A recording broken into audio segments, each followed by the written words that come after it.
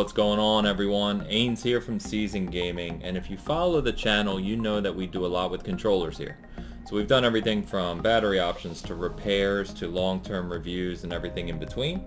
And today we're going to be looking at two new on the market kind of budget controllers for the Xbox One, in case you just need an extra controller for your family or, you know, friends, kids that are coming over, etc. So let me talk about a couple things right out of the way first. These are developed by a company called TechKen, so T-E-C-H, K-E-N. We have the wired version here, which retails for $26.99 in the US.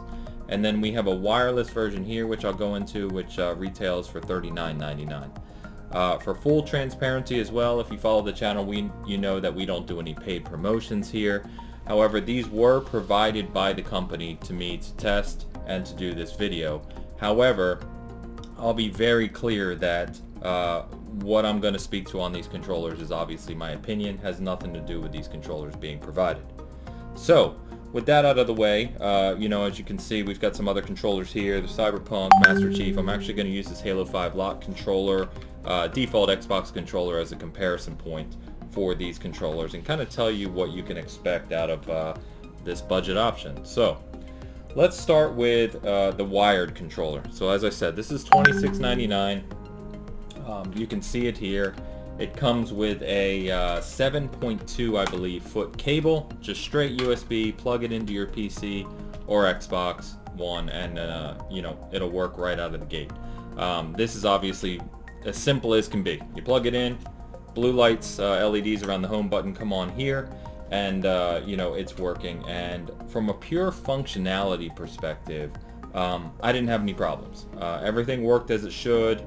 You know, no problems with connection, no problems with recognizing inputs, button presses, trigger pulls, anything like that. I played a couple games on my Xbox One with it and PC, including some Psychonauts I went back and played just for fun, just to kind of experience it, but no issues at all.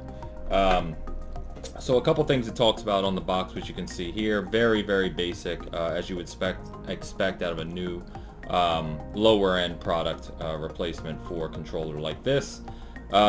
Basically all it says is it has the 4 LEDs, supports vibration, and supports an external microphone. So let me talk through a couple of the features overall for these two controllers, because outside of being wireless and wired, the actual quality of the hardware, the buttons, the thumbsticks, etc., are the same between the two, as far as I can tell anyway.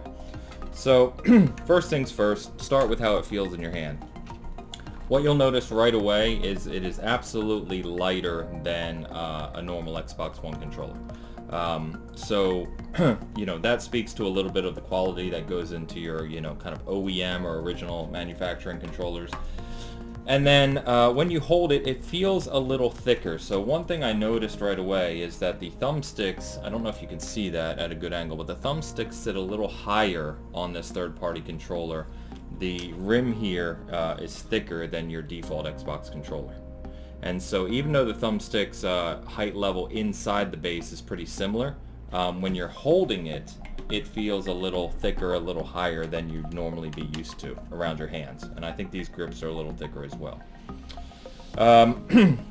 So starting on the thumbsticks then, the motion on these isn't bad, but it's definitely not as good as your, you know, real Xbox controller. It's not as smooth, not as kind of seamless as what you're used to. So it's a little stiffer, a little more kind of just cheap feeling, which is really to be expected. And the thumbstick material itself is harder. It's a harder plastic. So, you know, whereas this is a little softer, kind of catches your thumb a little better as you're making quick movements. This a little more slippery. And I would think, though, that it will, you know, hopefully not wear down as fast over time. But it's just a different feel. Now, the biggest complaint I would say that I had in comparing these two controllers is the D-pad.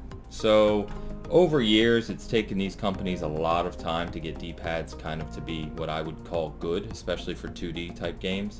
So this on the standard Xbox One controller is really flat.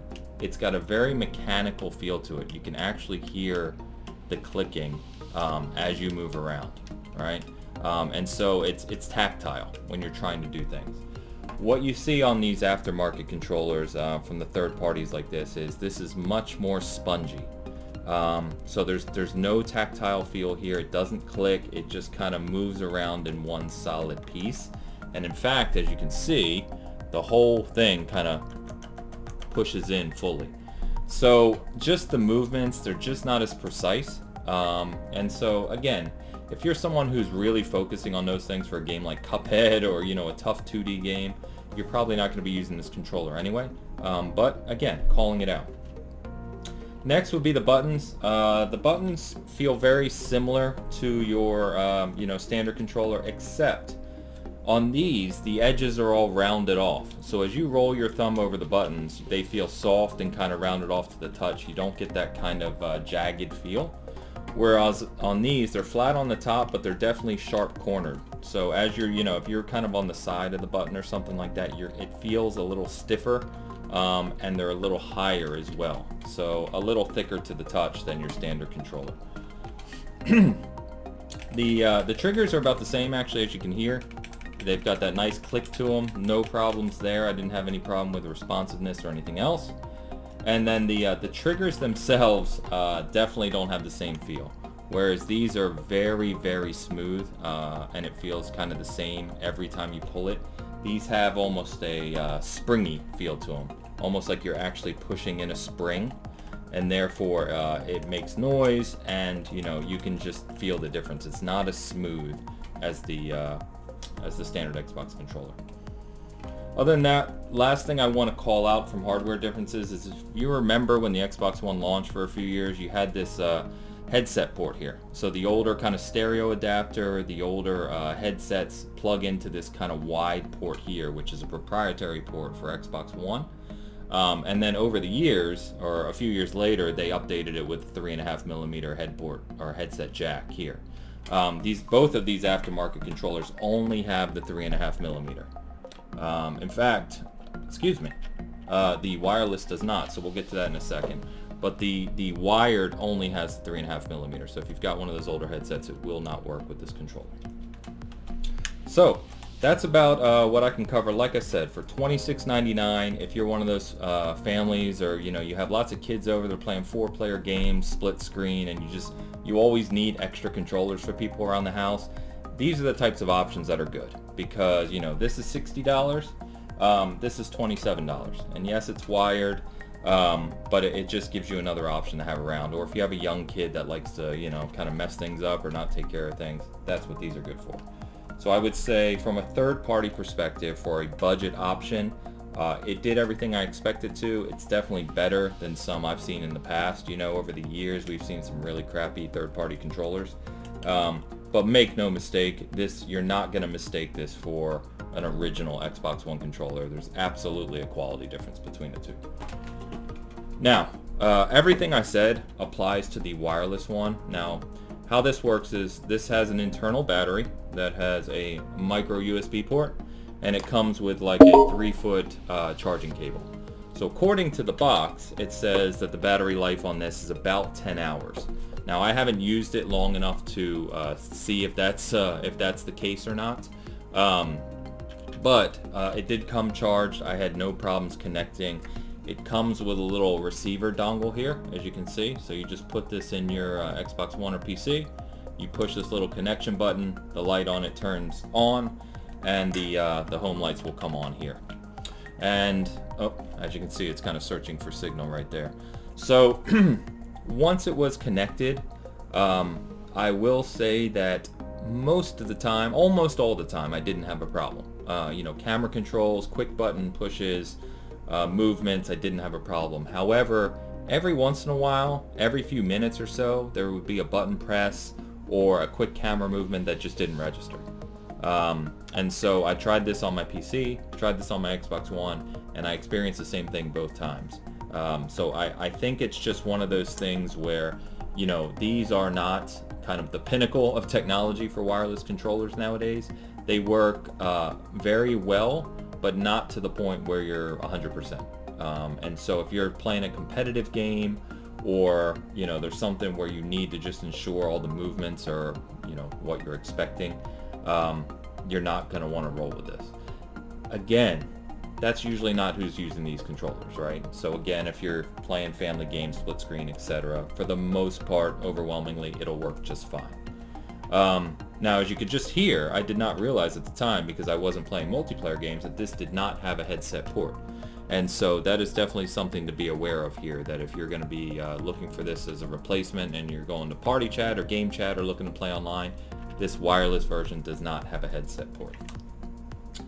Otherwise, the casing's not bad, the materials are not bad. Again, I'll just keep saying it, not as good as the original, but for what you're paying for here, it's not a bad controller. Now, I can't speak to longevity, right? I just got these this week, and used them both, but not so long enough for months or however long, which would show any deterioration on the controller. So if I experience anything in the I'll keep playing around with these for a few weeks. If I experience anything, I will update this review in this video, but otherwise it seemed to be just fine. So I think that about covers it. As I said, you can find these, he's selling through Amazon. They come with this little, thank you and a little message. It's a startup company that is trying to get into this, aftermarket controller scene. So I wish them all the best. But like I said, this is if you're looking for just a replacement to have around the house, they work just fine. If you're looking or used to an Xbox One controller and have the means to spend more to get the original controller, you absolutely want to do that, because there is a substantial difference. Otherwise, if you have any other questions on these, I'm happy to answer them. Like I said, I will continue to play around with them, and anything I experience, I will update this video with. But as always, I thank you for tuning in to Season Gaming, and if you have any questions, please leave a comment. If you like the video, please leave a thumbs up, and as always, stay tuned. We've got more on the way. Thank you.